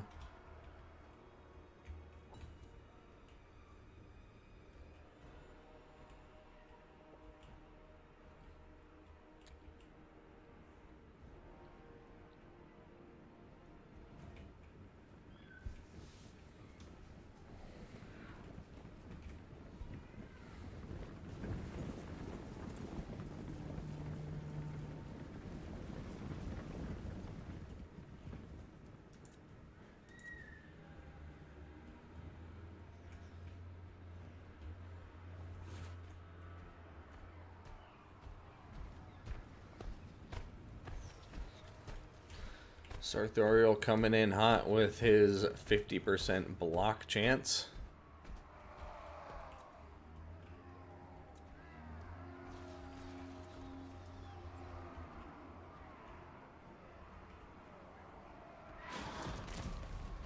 Oh, having a little bit of a lag there. My apologies. Looks like Chaos Forces making a smart decision. They're pushing down into this depression in the map so they can avoid, you know, any incoming fire. There's no artillery in the dwarf army. Did forget to mention that. But I like that they're going to one flank, because the big thing that helps you do is now you don't have 5 Quarrelers shooting at you at once. You just have, you know, 2, max 3 if they can get over here. So meanwhile, Sartorial, the Everwatcher, in combat with these Longbeards with great weapons. The Thane is coming out to get some damage on him.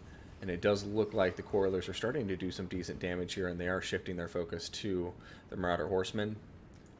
Sartorial running away, though. We do see an Exalted Hero flying around. It looks like he's going to start going in for a quick charge here on top of the Quarrelers. This is a nice play from Chaos. There's only 1 Slayer, and that does concern me from this Chaos build. If I'm being completely honest, I think Slayers are very key here. I mean, from this dwarf build, but as I say that, I guess there's nothing to worry about. That Exalted Hero are going to be not getting a good trade. He's going to take a lot of damage while he's on the ground there, but he should be able to bait out a lot of damage if he, you know, just avoids the incoming missiles. Meanwhile, over here, Miners getting off a successful volley into the Marauders with great weapons, but they have closed the distance and are on top of the Miners and should be able to come out on top with enough time. Meanwhile, looks like the Chosen with great weapons are... What the hell? What happened to the Chosen with great weapons?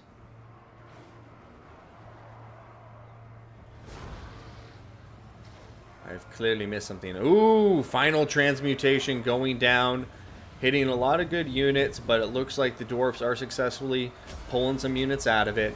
Meanwhile, going to be seeing blasting charges and bolts from crossbows flying into the Chaos Forces, and things aren't looking the best.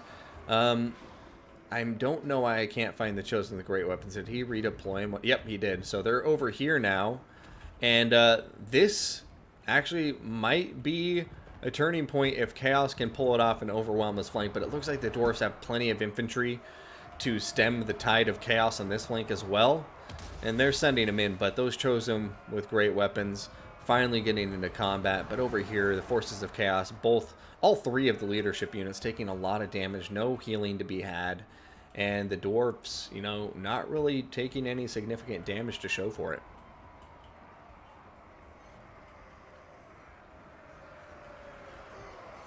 All right, Exalted Hero coming in for a charge on top of the Quarrelers.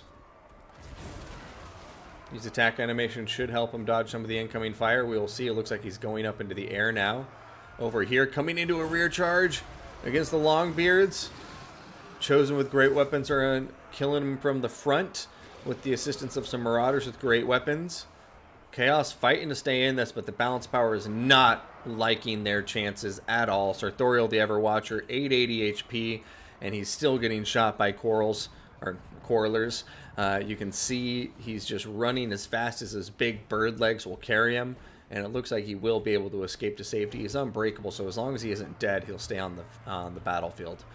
But over here, Longbeards with the great weapons are going to start to waver under the pressure from the Chosen with the great weapons, and Chaos is starting to get some units into the back lines. And if they can shut down these Quarrelers, you know, they'll go a long way to helping swing the balance of power into their favor, because these Quarrelers have a ton of ammunition left. They cannot afford to let them stay alive. Over here, you see the Chosen, the Marauders, and the Exalted Hero all just coming in after these Quarrelers. They don't want to let them stay alive. They want to keep this train rolling. Exalted Hero now coming in for a rear charge. Oh, I lied. Not going in for a rear charge. I thought he was going to come in for a charge here to help the Chaos Warriors with great weapons, because honestly, I think that might be a good play.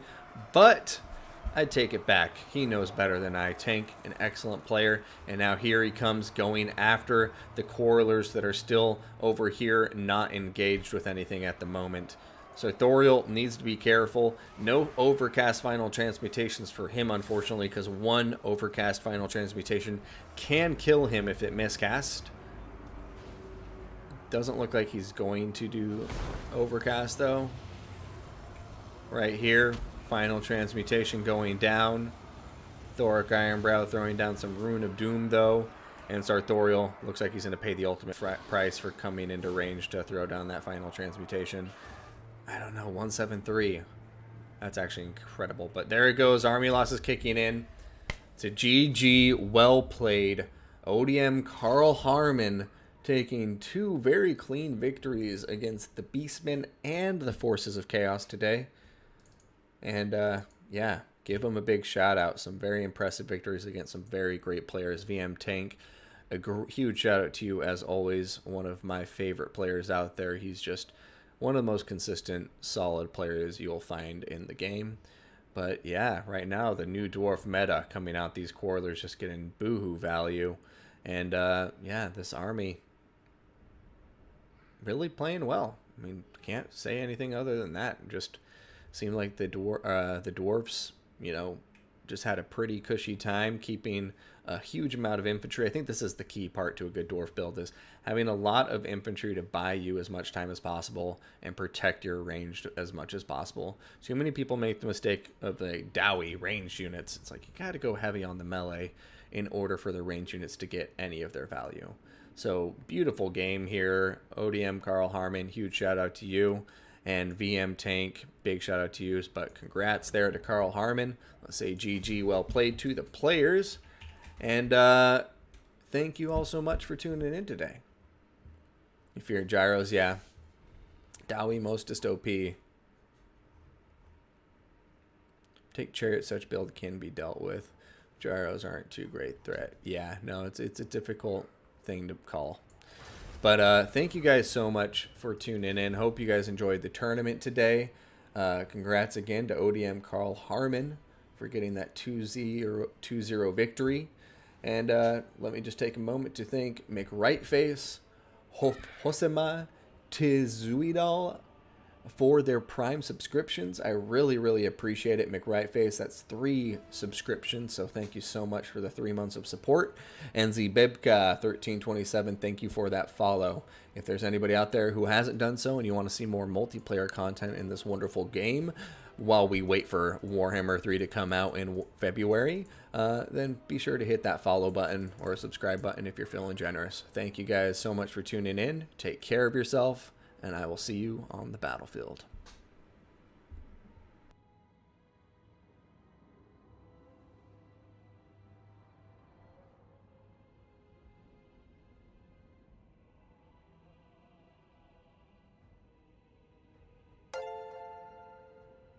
Ebert, you get a shout out too. Thank you very much for the follow, my friend. If it was an accident, then it was a happy accident, and you shouldn't take it back. Have a good day.